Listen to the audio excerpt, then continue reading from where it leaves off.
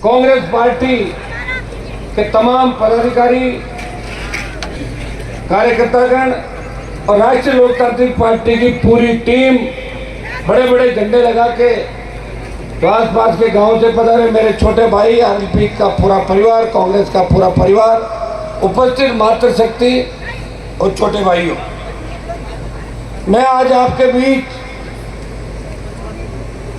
पूर्व मुख्यमंत्री अशोक गहलोत जी के पुत्र वैभव जी गहलोत, जो जालोर से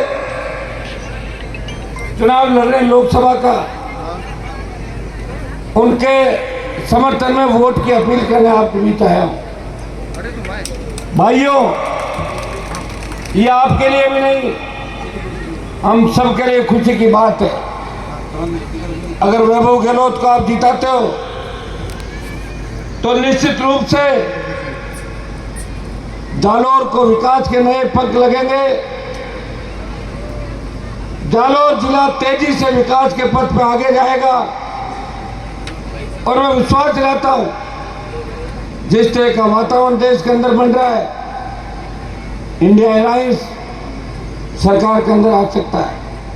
और इंडिया अलायंस की अगर सरकार बनी तो निश्चित रूप से जालोर के वो दिन लौटेंगे जब बूटा सिंह जी यहाँ पे नेता हुआ करते थे, हम स्कूल के अंदर पढ़ा करते थे और ये कहते थे जालोर बूटा सिंह जी वाला, और आपने निर्दलीय भी शायद बूटा सिंह जी को जिता के लोकसभा के अंदर भेजा था। मैं इतना ही विश्वास आपको दिला सकता हूं कि वैभव जी के साथ नागौर के लोग मुझे भी शायद जीता के भेज रहे हैं, ऐसा लग रहा है मुझे नागौर की जनता। और हम अगर दोनों वहां होंगे, आप चिंता नहीं करें, जालोर का खूब विकास होगा। और इतना विश्वास मैं आपको दिलाता हूं, हम मारवाड़ के लोग हैं और मारवाड़ जिसमें नागौर, जोधपुर, हमारे भतीजी बैठे हैं, नागौर, जोधपुर, पाली, जालोर, सिरोही, बाड़मेर, जैसलमेर, इसे मारवाड़ के रूप में माना। उधर हमारा सुजानगढ़ तक का इलाका मारवाड़ का इलाका है, जहाँ सबसे सीधे साधे भले लोग, अनूठी संस्कृति और अपने लोगों के अंदर घुल मिल जाना। और देश के अंदर अगर सबसे ज़्यादा सेवा किसी ने की तो प्रवासी राजस्थानियों ने, जो हमारे इस इलाके से सबसे ज़्यादा गए, जालोर, पाली, नागौर। जब मैं बाहर जाता हूँ तो लोग एक ही बात कहते हैं, साहब कोरोना काल के अंदर जब हमारे लोग हमें छोड़ के चले गए थे तो मद्रास, बेंगलोर, पुणे, महाराष्ट्र, तमाम जगहों पे प्रवासी राजस्थानी भाई थे जो हमारे सेठ थे यहाँ के, उन्होंने बहुत ज़बरदस्त तरीके से सेवा करी, कोरोना वॉरियर के रूप में काम किया और आगे बढ़े, बचाने का प्रयास किया। हमेशा आप लोग शान हैं। और गुजरात के बॉर्डर पे आप लोग बैठे हैं, निश्चित रूप से गुजरात की हर बात यहाँ आपको पता भी चलती होगी। गुजरात के अंदर एक मिनिस्टर ने बयान दिया राजपूत समाज के खिलाफ। इस तरह का बयान देने का अधिकार किसी को नहीं। आज अगर राजस्थान में राजपूत नहीं हो तो बीजेपी के बूथों पे एजेंट नहीं मिलेंगे, लोग अपना भी वोट डाल देंगे। अगर ये समाज भारतीय जनता पार्टी को लेकर राजस्थान का चल रहा है, निश्चित रूप से ऐसे व्यक्ति को सार्वजनिक माफी मांगनी चाहिए। प्रधानमंत्री को खुद ये कहना चाहिए कि जिस समाज ने उनको प्रधानमंत्री बनाने के अंदर महत्वपूर्ण भूमिका निभाई, उस समाज के बारे में ऐसी टिप्पणी निंदनीय है। हमने इसकी निंदा की और निंदा करते हैं। जिस तरह बच्चों को जेलों के अंदर डाला वो भी गलत है, निंदनीय। इतिहास के अंदर जितने भी लोग हमारे हुए जिन्होंने लड़ाइयाँ लड़ी, हर जाति वर्ग ने अपने हिसाब से देश को आज़ाद करने की लड़ाई लड़ी। और जो रेजिमेंट बनी हुई आज देखिए, रेजिमेंट उन्हीं जातियों के जो मार्शल जातियाँ हैं, जो लड़ने के लिए, प्राण न्यौछावर करने के लिए आगे खड़ी रहती है और वार कराई के समय जेकर के साथ आगे बढ़ती है और दुश्मन को रौंद देती है। भाइयों, आपने मेरा संघर्ष देखा, हमेशा सत्ता को ठोकर मार के। मैं अगर चाहता था 2003 के अंदर वसुंधरा जी से बंद कमरों में हाथा जोड़ी करके मिनिस्टर बन जाता, मैं भी चाहता था, लेकिन मैंने ठोकर मारी, मेरी जगह लड़ा, प्रयास किया। उसके बाद लड़ते लड़ते 20 साल का संघर्ष आपके सामने, पार्टी बनाई इस प्रदेश के अंदर, पार्टी बना के एनडीए से अलायंस किया और एनडीए अलायंस सिर्फ दो ही बात पर तोड़ा था मैंने, ये बात आप गहराई से सुनना। पहला, जब देश का किसान तकलीफ में था, उत्तर प्रदेश, हरियाणा, पंजाब के किसान नेताओं ने कहा कि हनुमान जी, हमारे नेताओं ने आपके नेताओं के लिए बड़ी लड़ाई लड़ी, आपके लड़ाई लड़ी, यूपी हरियाणा ने लड़ाई लड़ी है, हमारे नेताओं की जंग लग गई, अब आप हमारी लड़ाई लड़ो। बद्री जी, आपका एहसान उतारने के लिए जब नागौर, जोधपुर, ये वो कहते थे ना भाई हरियाणा यूपी वालों ने आपकी लड़ाई लड़ी, तो हनुमान जी एहसान उतारो, हम मांग रहे हैं। वो एहसान उतारने के लिए हनुमान बेनीवाल ने पड़ोसी थाली को ठोकर मारी, मोदी की सत्ता छोड़ के सड़कों पे किसान विधायक 70 दिन इस शाहजहाँपुर हाईवे को जाम किया, तो गुजर आरक्षण आंदोलन के टाइम जाम नहीं हुआ था। ये होता है अपना व्यक्ति, ये होता है मारवाड़, जिसको ये लगे कि गोद की गाड़ कड़ुम्बे को लगती है। ये हनुमान बेनीवाल को लगा कि हरियाणा यूपी से भी बड़े नेता इस प्रदेश के अंदर हो सकते हैं, और मैंने वो कर दिखाया, वो यूपी हरियाणा के नेता। और दूसरा मामला, जब सेना को ठेके पे दिया, उस वक्त मेरे छोटे भाई टकटकी लगा के देख रहे थे देश के अंदर, हरियाणा, बिहार, उत्तर प्रदेश, बंगाल के अंदर ट्रेनों में आग लग रही थी। तब मुझे लगा कि मेरे छोटे भाई गलत दिशा के अंदर जा रहे हैं, इनको नेतृत्व की आवश्यकता है, और नेतृत्व दिया हनुमान बेनीवाल ने। अग्निवीर योजना को वापस करने का पुरजोर तरीके से अगर विरोध किया, ऑल पार्टी मीटिंग लोकसभा और जोधपुर में 2 लाख जवानों की रैली करके मोदी को चेतावनी दी, आ रहे हैं दिल्ली की तरफ, तैयार हो जाओ गृह मंत्री और प्रधानमंत्री। और भाइयों, उसका परिणाम यह हुआ कि पहले अग्निवीर 25% लेके 75 वापिस भेजने की बात थी, डरी मोदी सरकार ने, आधे अग्निवीर बोला आधे हम रखेंगे, आधे वापिस भेजेंगे। आपको पता है ये अग्निवीर योजना क्या थी? इसके अंदर रेजिमेंट खत्म करने की बात थी। प्रधानमंत्री ने कहा कि मुझे कतई पसंद नहीं कि कोई रेजिमेंट का नारा लगे, इस देश के अंदर मैं ही सबसे बड़ा शक्तिशाली हूँ, मेरे से बड़ा कोई नहीं।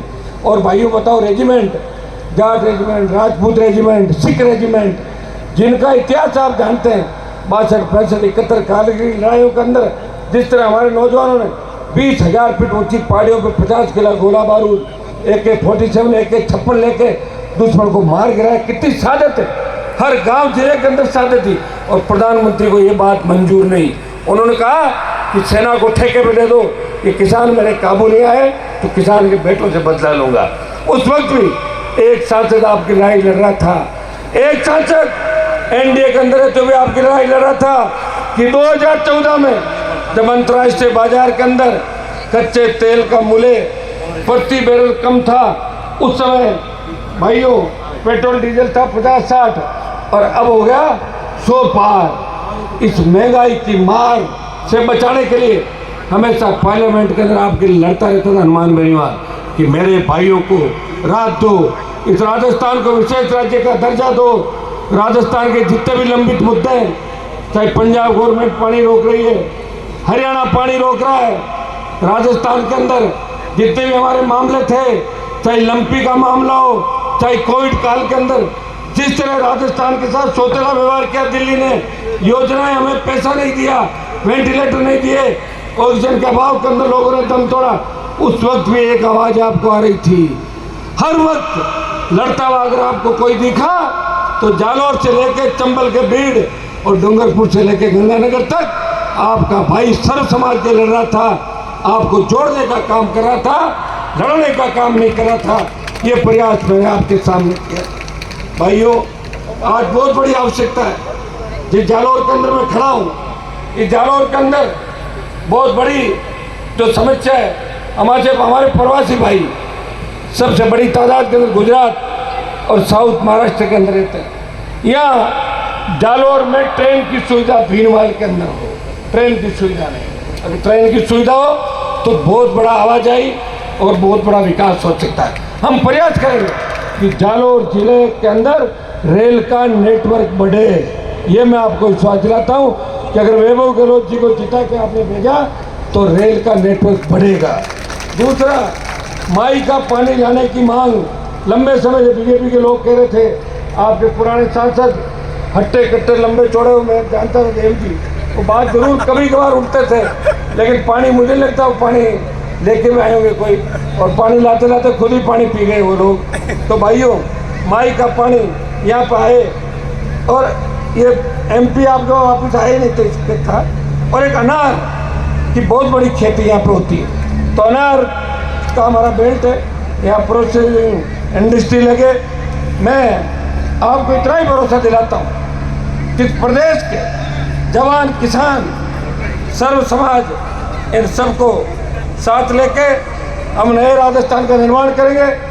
जिस तरह इलेक्टोरल बॉन्ड के अंदर भारी भ्रष्टाचार हुआ और तो और तमाम पार्टियों के खाते सीज कर दिए, छोटी पार्टियों की मान्यता रद्द कर दी और खुद इतना भ्रष्टाचार कर गए कि गाय का मांस बेचने वाली कंपनी से 250 करोड़ रुपए मोदी ने चंदा ले लिया। गाय का मांस निर्यात करने वाली कंपनी से। उठो, अपनी ताकत को पहचानो।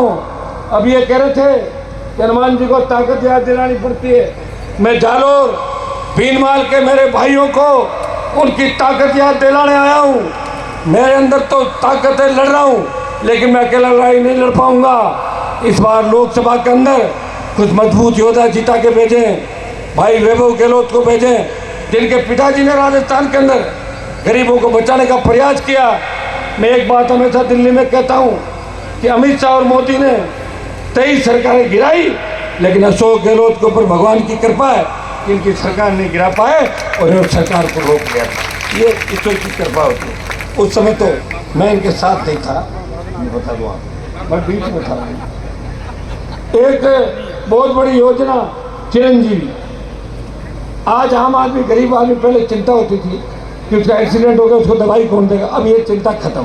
चिरंजीवी का करो, कोई भी हॉस्पिटल ले जाओ, उसका इलाज चालू हो जाता है। भाइयों, अंग्रेजी माध्यम हमारे गांव के बच्चे जिनकी अंग्रेजी कमज़ोर होती है, हम मंच में जितने भी बैठे हैं गांव से, टीकाराम जी की मजबूत हो सकती है, मेरी अंग्रेजी जरा कमज़ोर है, तो मैं वो लगाता हूँ लोकसभा के अंदर। ज़्यादा आवश्यकता नहीं पड़ती, थोड़ी बहुत समझ लेते हैं।